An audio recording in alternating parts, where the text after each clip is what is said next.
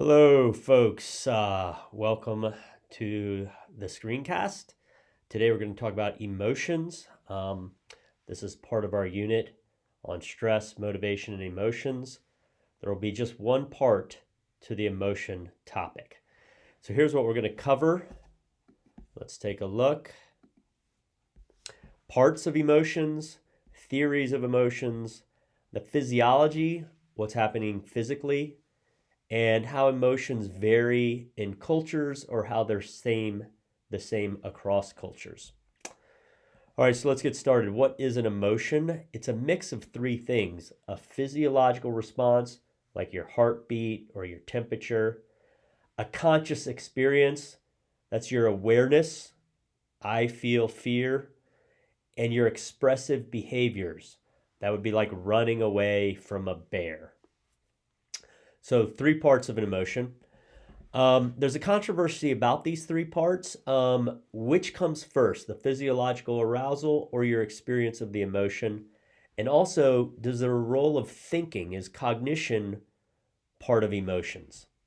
So there's several different theories about how these things work out. There's the common sense view. When you become happy, your heart starts beating faster. First comes your conscious awareness, I'm happy, and then comes your physiological activity. Your heart starts to beat faster. Then there's the James Lange theory, which is the opposite of the common sense view.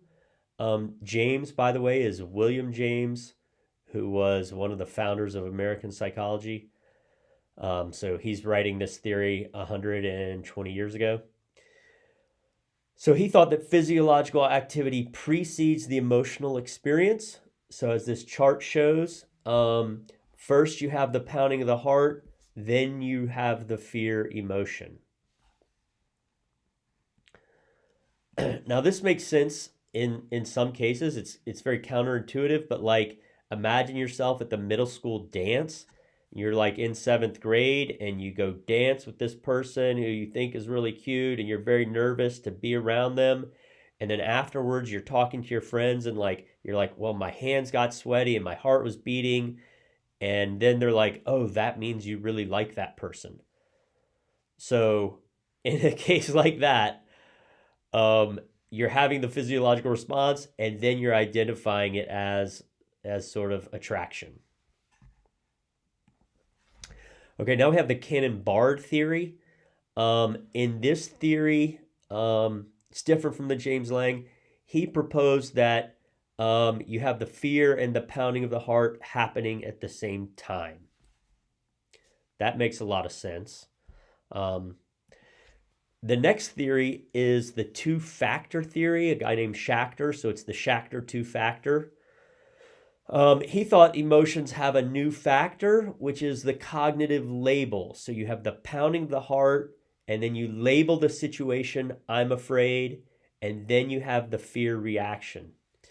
So some people, like if you're on a roller coaster, some people might label it fun, some people might label it threat, and then your emotion would be different depending upon the cognitive label. Okay, so those are the three theories about like the order of emotions and how they play out. Another theory is called the evolutionary theory, and this is not about the order that things happen. This is just a theory about emotions, and the researchers in this field have identified 8 primary emotions that everybody has, every human being: fear, surprise, sadness, disgust, anger, anticipation, joy, and trust. And in the evolutionary theory, the perspective, the way they think about these things is that these are survival. These are necessary for survival. They're adaptive. We feel these things because they give us signals about what's happening in our reality and they direct our action. If there's something to fear, we have to take action to get away from it. If there's trust, maybe we connect with those people, we have a bond with those people, we live with those people, we connect in a community with those people. So the emotions are adaptive because they help us respond and direct our action. Then there's something called appraisal theory, and this guy Lazarus said that when it was kind of like the Schachter two factor where he said there's a cognitive label. Appraisal is you appraise a situation, and that has to occur before you have an emotion.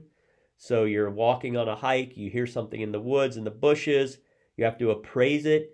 Is it a squirrel? Is it a bear? And then you have a different emotional reaction depending upon your appraisal. Another guy had a theory about emotions named Ledoux, and this is a much more modern theory. This was like in the 80s and 90s. He did a lot of research and found out that some emotional responses occur instantly. So sometimes we feel before there's a cognitive label or before there's any appraisal. He also identified that there's really two dimensions of an emotion. There's arousal, how much your body is aroused. Like think about the roller coaster again, versus another ride at the amusement park that's pretty lame and you don't get aroused. And then there's the type of emotion. So are you relaxed, sad, joyful, fearful, anger? So there's the type of emotion, and then there's arousal level. So two components, two dimensions of an emotion. All right, so those are a bunch of theories about emotions. Now we're going to get into what happens physically. Well, there's a part of our nervous system called the autonomic nervous system, and it has two parts, the sympathetic and the parasympathetic, that are involved in emotions. When we get emotional, our body instantly mobilizes energy to deal with the situation, and that's our sympathetic nervous system, which is arousing our body. Parasympathetic calms back down. Here's a chart. I'm going to let you pause the video rather than have me read all of these, but you can see what happens physically with the sympathetic and parasympathetic nervous systems. When you're aroused, there's a question of how well do you perform on tasks? Is being aroused good for performance or bad for performance? And researchers have found out that that depends on the type of task. Difficult tasks, you just want to be moderately aroused, and that's your optimal performance level. On easy tasks, you can be highly aroused. Think of it like this. If you are a golfer and you're trying to make a difficult putt, you don't want to be super aroused. You want to be calm. You want to be thoughtful. You have to calm your body, calm your nerves to make the good putt. Kind of like hitting a free throw in basketball also. You're running, you're super aroused in the game, but when you're hitting the free throw, you have to take a couple deep breaths. You have to calm yourself down and focus. Now, with emotions, some researchers have noticed that a lot of the physiology is similar: heartbeat, breathing, temperature, blood flow, and it doesn't matter what your emotion is. You have a lot of the same physiological reactions, but you can't take that too far. There are subtle physiological differences: finger temperature, facial muscles, brain scans show that the amygdala reacts differently, for instance, when you have rage and anger. So there are a lot of common physiological responses, but there are subtle differences. What about culture? So as the evolutionary psychologist noted, everywhere on the globe you have the same emotions. However, displays of these emotions vary widely. So in certain cultures, it's okay to be really expressive, others less so. For example, Latin American countries tend to be very happy and outgoing and very expressive of their emotions. I shouldn't say happy, they're not always happy, but very expressive of whatever emotion they're having. In a place like Germany, I'm told if you walk down the street, people are much less expressive with their emotions. In the US, we're known for being very sort of outgoing also, and very not as expressive maybe as Latin American countries, but we're known for being very happy and expressive. One thing with facial expressions, they're universal. So if you show people pictures of different facial expressions all over the globe, they can identify happy, disgusted, jealous, sad. It looks the same everywhere. So facial expressions are universal. Displays of emotions are different, and gestures are different. Like giving someone the finger, it doesn't mean anything in other parts of the world, whereas it means something here. So gestures are different. Okay, final thing, facial feedback hypothesis. You know the saying that put on a happy face, you'll feel better, just smile a lot? It turns out there's something to that. Um, in research labs, and psychologists have studied, like if people make the expressions of being happy, they end up feeling happier. And they think there's a link just between the facial muscles that create a smile, and that's linked to your brain and to your mood.